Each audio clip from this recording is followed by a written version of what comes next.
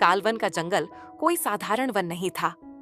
ये वह जगह थी जहां सूरज की किरणें पेड़ों की घनी छांव में खो जाती थीं, जहां हवाएं फुसफुसाती थीं और हर पत्ते में कोई अनकही कहानी छिपी थी।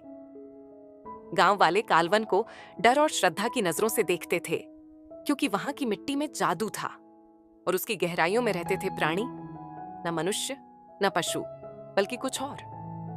ऐसी ही एक कहानी थी माया की, एक कुंवारी लड़की जिसके बारे में गांव में कानाफूसी होने लगी थी।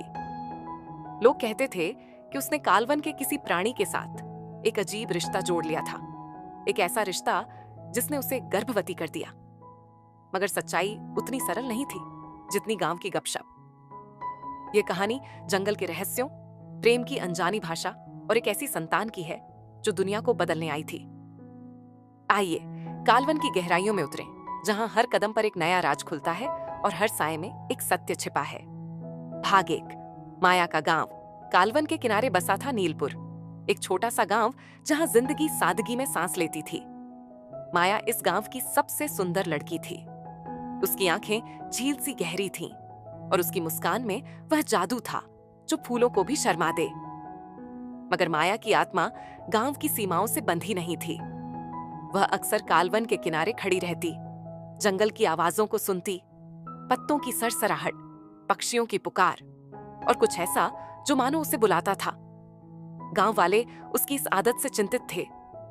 कालवन में भूत प्रेत रहते हैं, उसकी मां चेतावनी देती। वहां कोई इंसान नहीं जाता, मगर माया हंसकर टाल देती। उसे डर नहीं बल्कि एक अनजानी उत्सुकता थी। एक रात जब चांद पूर्ण था, माया ने गांव की नजरों से छिपकर जंगल में कदम रखा। उसने नहीं सोचा था कि यह कदम उसकी जिंदगी बदल देगा। भाग 2, जंगल का पहला रहस्य। कालवन के भीतर समय मानो ठहर गया था। पेड़ इतने ऊंचे थे कि उनकी छतरी आकाश को छिपा लेती थी। माया ने एक पगडंडी देखी जो उसे और गहराई में ले गई। वहां हवा में एक मधुर गंध थी, जैसे कोई जंगली फूल उसे रास्ता दिखा रहा हो। अचानक उसे एक विशाल प्राणी की मौजूदगी का आभास हुआ। वह रुक गई, उसका दिल जोरों से धड़कने लगा। छायाओं में से निकला एक गोरिल्ला, मगर वह कोई साधारण जानवर नहीं था। उसका कद विशाल था, उसकी आंखें मानव सी बुद्धिमान थीं और उसकी काली चमकती खाल पर चांदनी नाच रही थी। माया को डरना चाहिए था, मगर उसकी आंखों में डर की जगह आश्चर्य था। गोरिल्ला ने उसे देखा और फिर धीरे से एक फूल उसके सामने रखा, एक ऐसा फूल जो उसने पहले कभी नहीं देखा था, जिसके रंग बदल रहे थे। माया ने फूल उठाया और उस पल उसे लगा जैसे कोई अनजाना बंधन बन गया। भाग 3, गोरिल्ला का नाम। कालो अगले कुछ हफ्तों में माया चुपके से कालवन लौटती रही। वह गोरिल्ला, जिसे उसने कालो नाम दिया, हर बार उसका इंतजार करता। कालो कोई साधारण प्राणी नहीं था, वह जंगल का रक्षक था, एक प्राचीन आत्मा जो कालवन के जादू से बंधी थी। उसकी हर हरकत में एक कहानी थी। वह माया को जंगल के गुप्त स्थानों में ले जाता, जहां पेड़ों की जड़ें चमकती थीं और नदियां गीत गाती थीं। माया ने कालो से बात करना सीख लिया, हालांकि वह शब्दों में नहीं बल्कि आंखों और इशारों में बोलता था। उसने माया को बताया कि कालवन एक समय में स्वर्ग सा था, मगर एक लालची जादूगर ने उसकी आत्मा को एक मणि में बांध दिया था।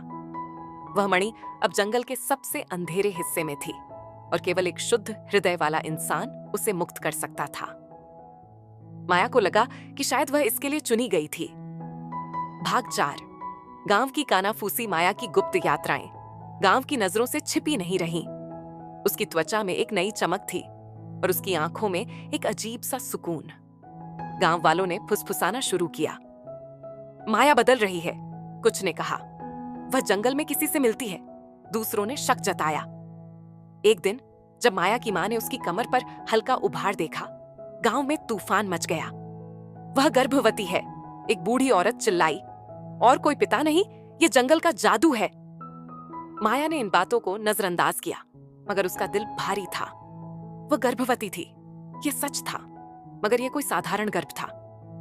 कालो ने उसे एक रात बताया था कि जंगल की आत्मा ने उसे चुना था। उनका बंधन जो प्रेम से परे था, एक ऐसी संतान को जन्म देगा जो कालवन को बचा सकती थी। माया को यह समझ नहीं आया, मगर उसने अपने दिल की सुनी। भाग 5, जंगल की गहराइयां। माया और कालो ने मणि की खोज शुरू की। जंगल का वह हिस्सा जहां मणि छिपी थी एक भूल भुलैया था। यहाँ पेड़ जिंदा थे और उनकी शाखाएं रास्ता रोकती थीं। माया को हर कदम पर डर और आश्चर्य का सामना करना पड़ता था।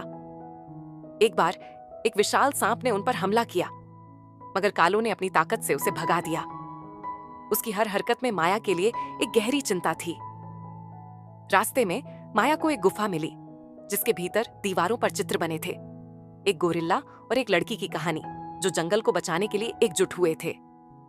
माया को एहसास हुआ कि यह कोई संयोग नहीं था। वह और कालो एक प्राचीन भविष्यवाणी का हिस्सा थे। भाग 6। मणि का रहस्य। गहरे जंगल में एक चट्टान के नीचे मणि छिपी थी। वह चमक रही थी, मगर उसकी रोशनी में ठंडक थी। जैसे ही माया ने उसे छूने की कोशिश की, एक भयानक छाया उभरी, जादूगर की आत्मा जो मणि की रक्षा कर रही थी।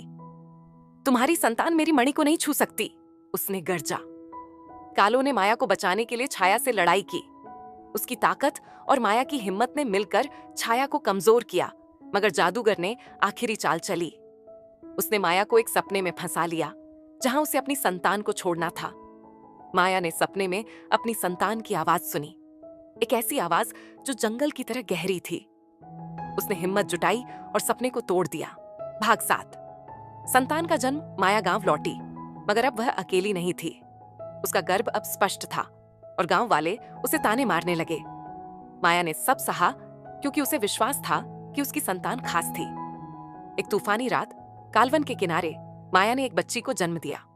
उसका नाम रखा गया वना। वना की आंखें कालो जैसी थीं और उसकी त्वचा में जंगल की चमक थी। वना के जन्म के साथ ही कालवन में बदलाव शुरू हुआ। सूखे पेड़ फिर हरे होने लगे और नदियां फिर बही।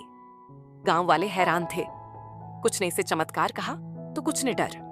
माया जानती थी कि यह वना की शक्ति थी। भाग 8। कालो का बलिदान। मणि को पूरी तरह नष्ट करने के लिए कालो और माया फिर जंगल गए। वना को माया की मां के पास छोड़कर वे मणि के पास लौटे। इस बार जादूगर की आत्मा और मजबूत थी। उसने कालो पर हमला किया और एक भयंकर लड़ाई हुई। कालो ने माया को मणि तक पहुंचने का समय देने के लिए अपनी सारी ताकत झोंक दी। आखिर में उसने मणि को छू लिया, मगर उसकी कीमत उसकी जान थी। कालो की आंखों में माया ने एक आखिरी बार प्यार देखा। वह धीरे धीरे धूल में मिल गया, मगर मणि टूट गई और जंगल की आत्मा मुक्त हो गई। माया रो पड़ी, मगर उसे पता था कि कालो का बलिदान व्यर्थ नहीं था। भाग 9। वना की शक्ति। वना बड़ी होने लगी और उसमें जंगल की सारी शक्तियां उठीं। वह पेड़ों से बात कर सकती थी, जानवरों को बुला सकती थी और बारिश को नचा सकती थी। गांव वाले जो पहले माया को ताने मारते थे, अब वना को देवी मानने लगे। माया ने वना को कालो की कहानियां सुनाई ताकि वह अपने पिता की विरासत को समझे। एक दिन जब गांव पर सूखा पड़ा, वना ने जंगल में एक नृत्य किया। उसका नृत्य ऐसा था कि बादल रो पड़े और गांव फिर हरा भरा हो गया।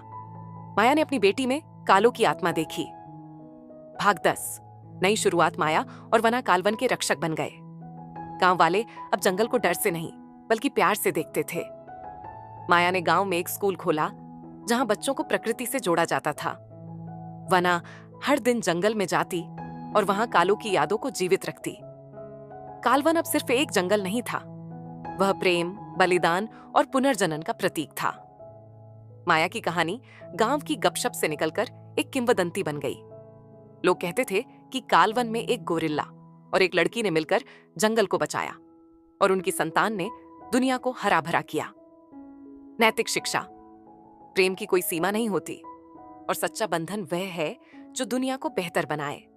प्रकृति और मनुष्य एक दूसरे के पूरक हैं और जब वे एकजुट होते हैं तो चमत्कार होते हैं।